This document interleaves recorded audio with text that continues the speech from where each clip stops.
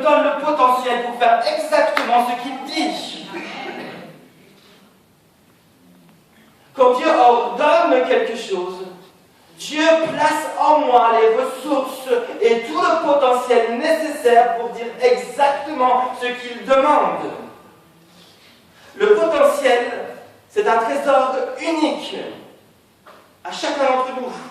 Formidable, comme j'aime le dire, que Dieu place dans ses enfants afin que ses enfants puissent puiser dedans et devenir la personne que Dieu veut qu'il soit et accomplir les choses que Dieu veut qu'il fasse.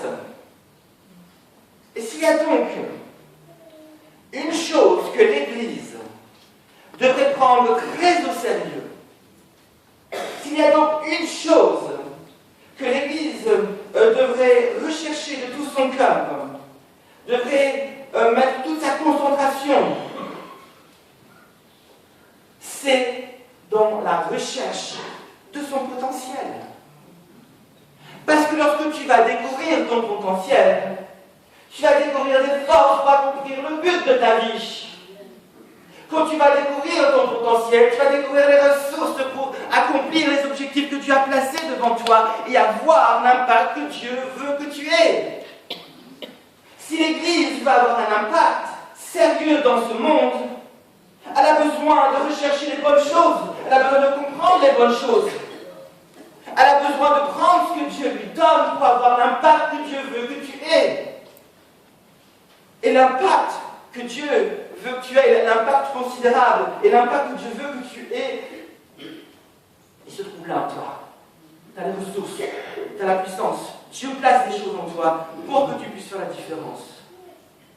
Tant que tu ne découvres pas ton potentiel, tant que tu ne découvres pas ton potentiel, tant que tu ne saisis pas ton potentiel, tant que tu ne libères pas ton potentiel, il y a un but que tu ne vas pas atteindre.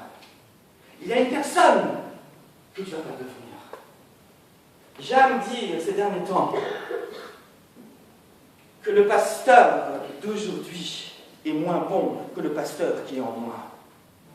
Mais je tends vers le pasteur qui est en moi.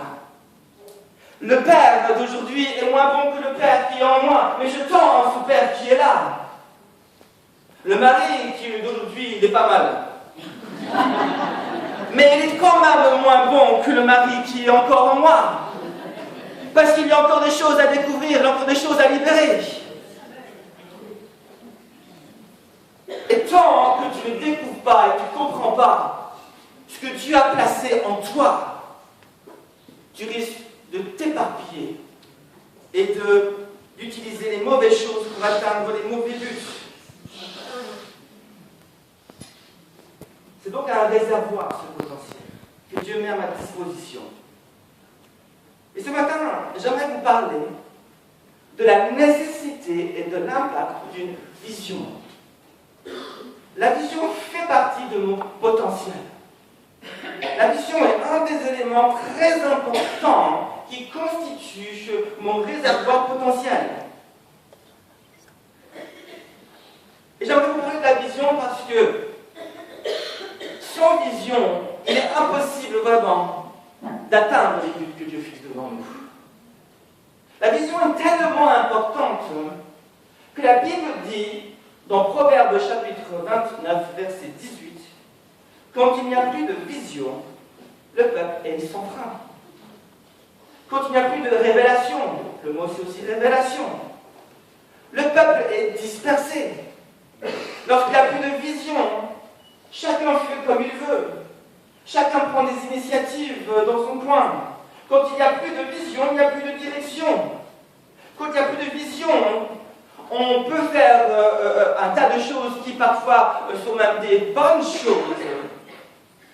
Mais ces choses, même si elles sont des bonnes choses, ne sont pas les choses que Dieu a prévues d'avance pour nous. Or Dieu ne nous a pas appelés à accomplir juste des bonnes choses. Si tu veux avoir un impact, tu dois accomplir les choses que Dieu a préparées d'avance pour toi. La Bible dit, dans Éphésiens chapitre 2, verset 10, que nous avons été créés en Christ Jésus afin d'accomplir des bonnes œuvres que Dieu a préparées d'avance pour nous. Pas pour accomplir un tas d'œuvres qui sont des bonnes œuvres, mais ceux-là même que Dieu a prévues d'avance pour moi. Je ne suis pas intéressé à accomplir juste des bonnes choses. Je ne suis pas intéressé à accomplir juste des choses qui plaisent aux autres. Je ne suis pas intéressé à t'imiter. Je ne suis pas intéressé à entrer dans ta destinée. Je ne suis pas intéressé à faire ce que l'autre sait faire, mais que moi je ne sais pas faire. Je suis intéressé de comprendre ce que Dieu veut pour ma propre vie. Je suis intéressé de comprendre quels sont mes dons. Je suis intéressé de savoir quelle est ma destinée. Et Dieu veut nous révéler ces choses-là. Quelle est l'œuvre que Dieu m'appelle à faire? Et nous avons donc besoin d'une vision, d'une révélation. Et ce matin, j'aimerais vous aider à faire un pas de plus en direction de votre destinée. Je ne vais pas vous encourager à prier plus ou à lire plus la Bible. C'est très bien, il faut le faire. Je ne vais pas vous encourager à investir plus votre argent dans telle ou telle œuvre missionnaire. J'aimerais vous aider ce matin à découvrir ce qui est juste pour votre vie. J'aimerais vous aider ce matin à vous aider à comprendre, lorsque je fais ceci ou cela, est-ce que cette chose est une chose à laquelle Dieu m'appelle? Est-ce que ce sont les œuvres à laquelle je suis appelé à faire? Car c'est là que tu vas avoir un impact. Et donc, la Bible dit que faute de vision, que sans révélation, le peuple est sans frein. J'aimerais donc dans un premier point juste définir qu'est-ce qu'on appelle une vision, et puis dans un deuxième point, on va essayer de comprendre comment recevoir une vision. Alléluia. Comment recevoir une vision? Alors, qu'est-ce qu'une vision?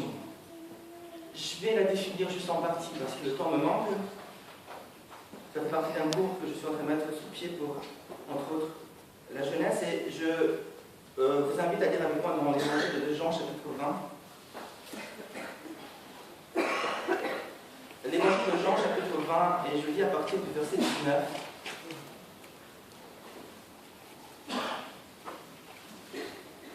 Je demande d'être centré sur ce que je veux dire, d'être concentré. Je voudrais vous donner une parole d'enseignement ce matin. À partir du verset 19, Jean chapitre 20. Le soir de ce jour, qui était le premier de la semaine, les portes du lieu où se trouvaient les disciples étaient fermées. Par la crainte qu'ils avaient des Juifs, Jésus vint et debout au milieu d'eux, il leur dit que la paix soit avec vous. Quand il lui dit cela, il leur montra ses mains et son côté. Les disciples se réjouirent en voyant le Seigneur. Jésus leur dit de nouveau, que la paix soit avec vous. Comme le Père m'a envoyé, moi aussi je vous envoie. Après ces paroles, il souffla sur eux et leur dit, recevez l'Esprit Saint. Ceux à qui vous pardonnerez les péchés, ils leur seront pardonnés. Et ceux à qui vous les retiendrez, ils leur seront retenus. Thomas, appelé Didyme, l'un des 12, n'était pas avec eux lorsque Jésus vint. Les autres disciples lui dirent donc, nous avons vu le Seigneur. Mais il leur dit, si je ne vois pas dans ses mains la marque des clous, et si je ne mets pas mon doigt à la place des clous, et si je ne mets ma main dans son côté, je ne croirai point. 8 jours après, les disciples de Jésus étaient de nouveau dans la maison. Et Thomas avec eux. Jésus vint, les portes étant fermées, et debout au milieu d'eux, il leur dit, que la paix soit avec vous. Puis il dit à Thomas, avance ici ton doigt. Regarde mes mains. Avance aussi ta main et mets-la dans mon côté. Et ne sois pas incrédule, mais crois. Thomas lui répondit, mon Seigneur et mon Dieu. Jésus lui dit, parce que tu m'as vu, tu as cru. Heureux ceux qui n'ont pas vu et qui ont cru. Amen. Ce texte est très intéressant pour nous ce matin, parce qu'il nous enseigne bien sûr plusieurs choses que nous allons essayer de comprendre ce matin. Mais une des premières choses qu'il m'enseigne est qu'il existe dans le cœur de chaque homme un désir profond et caché. Le désir de voir. Le désir de voir, je dirais, dans le surnaturel. Le désir de voir ce qui est impossible naturellement. Il existe dans le cœur de l'homme une soif, mais un désir. Peut-être de voir ou de même connaître un être supérieur. De voir quelque chose qui va peut-être le dépasser. C'est au fond de l'homme. Il y a un désir de voir. Mais ce que l'homme ne sait pas, et que ce désir est né dans son cœur le jour où l'homme a été créé.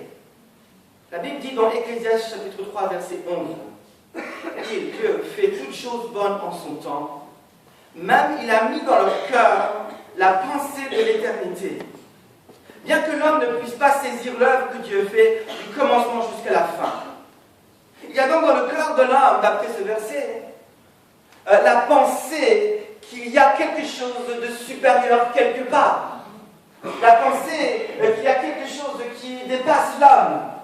Qu'il y a quelque chose qui doit être surnaturel et qui le dépasse et qui le surpasse.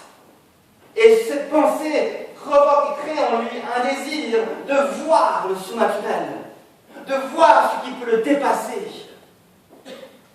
Et lorsque donc Jésus s'approche de Thomas, Jésus ne va pas lui reprocher son désir de voir. Est-ce que Jésus nous reproche notre désir de le voir? Non. Tu es venu ici avec le désir de le voir. Moïse est arrivé à un point où il a dit « Seigneur, je veux te voir, fais-moi voir ta gloire. » Dieu ne lui a pas dit « Non, pour une très mauvaise chose.